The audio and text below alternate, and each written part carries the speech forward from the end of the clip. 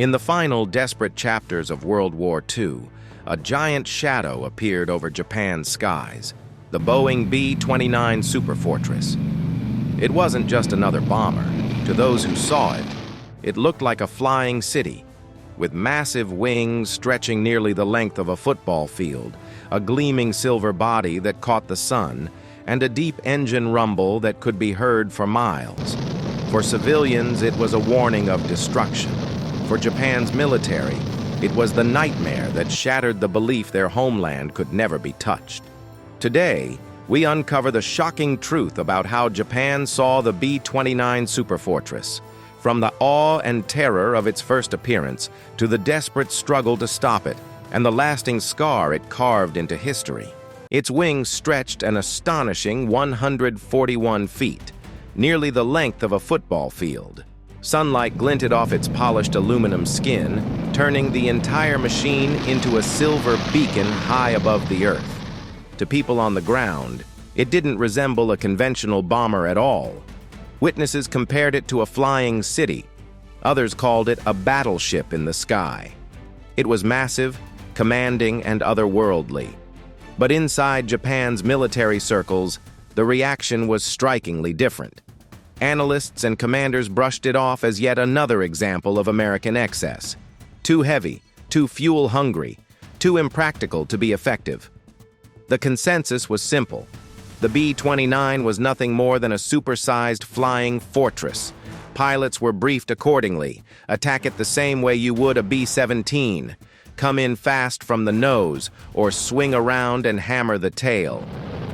This confidence, however, was misplaced.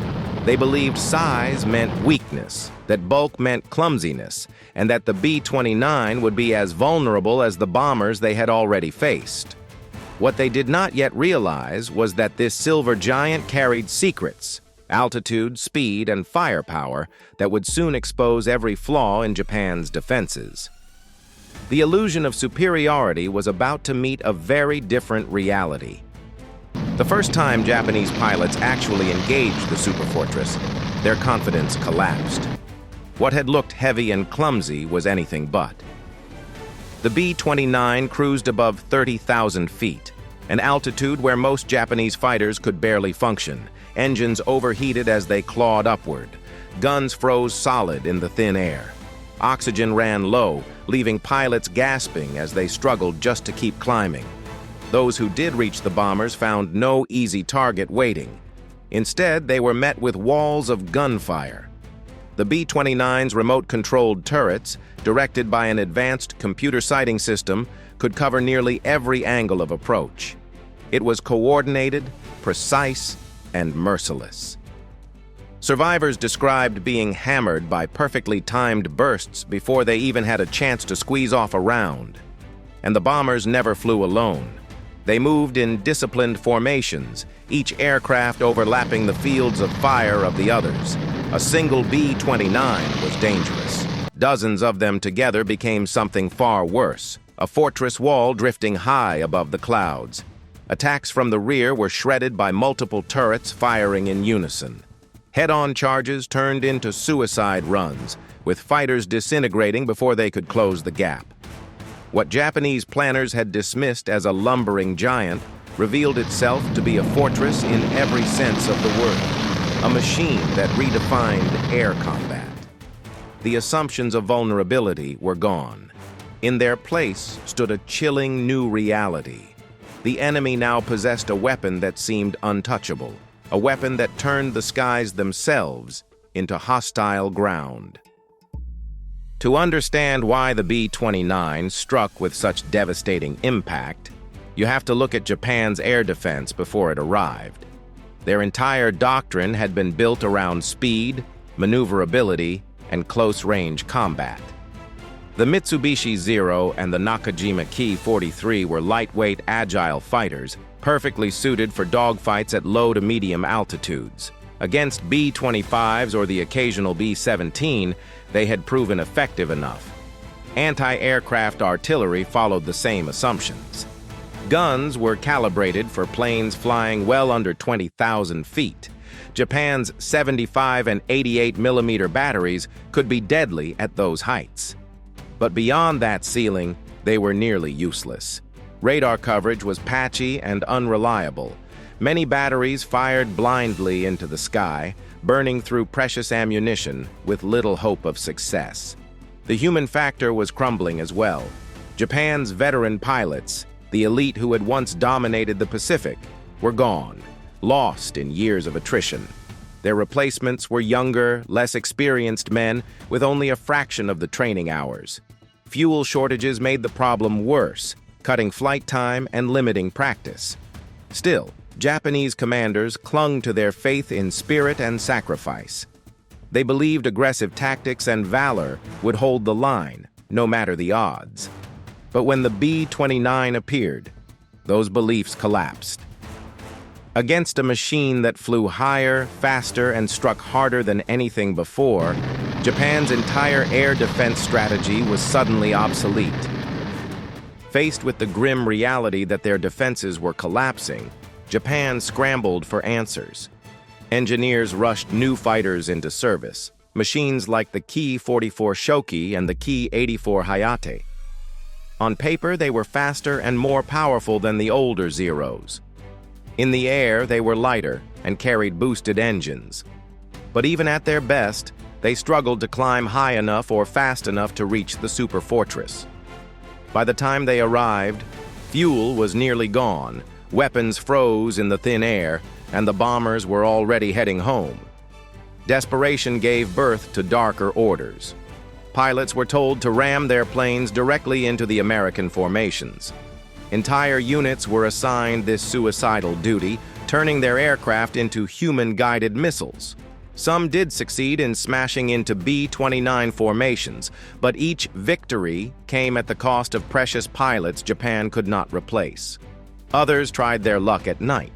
The J-1N1 Gecko, fitted with crude radar and upward-firing cannons, was sent into the darkness to ambush the bombers. A few raids were disrupted, but Japanese radar lagged far behind Allied systems. Interceptions were rare, and success was fleeting. Even anti-aircraft defenses were overhauled. Bigger guns were deployed, but shortages of steel, explosives, and trained crews left coverage thin. American planners quickly adapted anyway, shifting to low-level firebombing raids that rendered Japan's flak nearly useless. Every countermeasure drained men, fuel, and resources that Japan no longer had. None of them stopped the raids.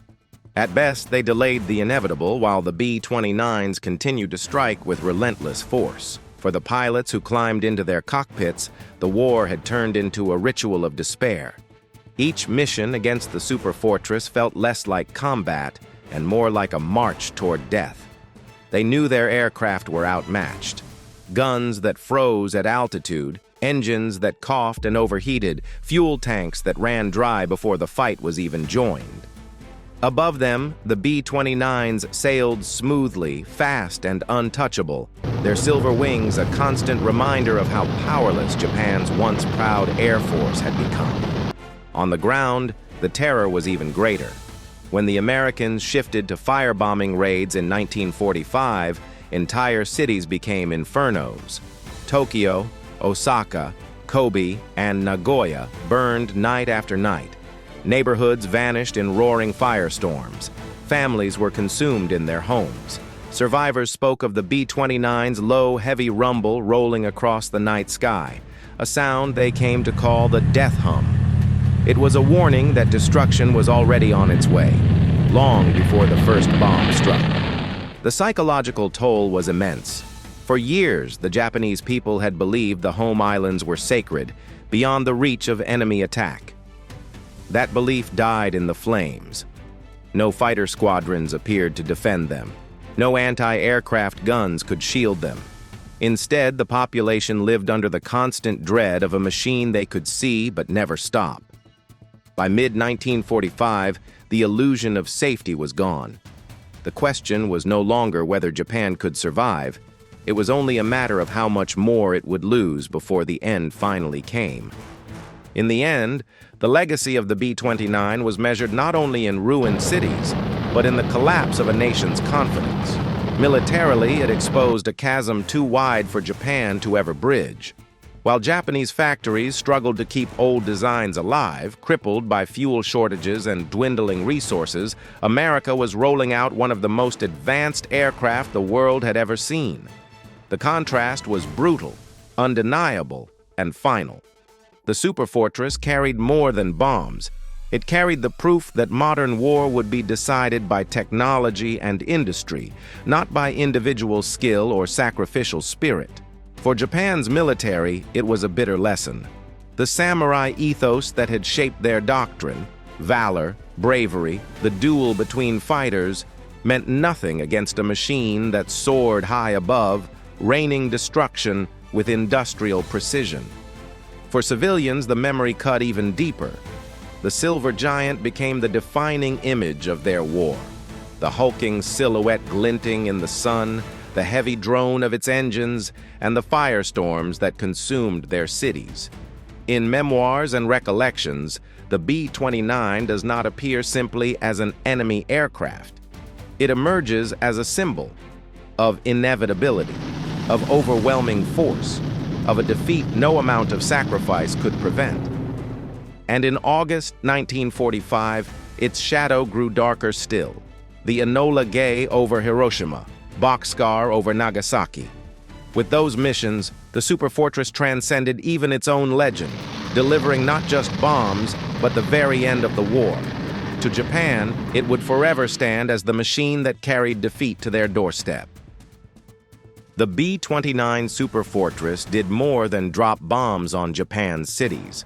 It shattered a doctrine, broke a nation's confidence, and carved a scar that history still remembers. It proved once and for all that in modern war, courage and sacrifice could never replace the sheer power of industry and technology.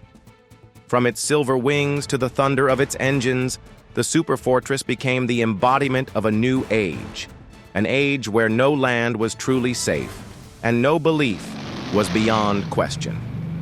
But what about you? Do you see the B-29 as the ultimate weapon of destruction, or as the unavoidable symbol of a changing world? Share your thoughts in the comments below. If this story moved you, don't forget to hit like. And remember to subscribe so you won't miss the journeys ahead into the legends of the skies.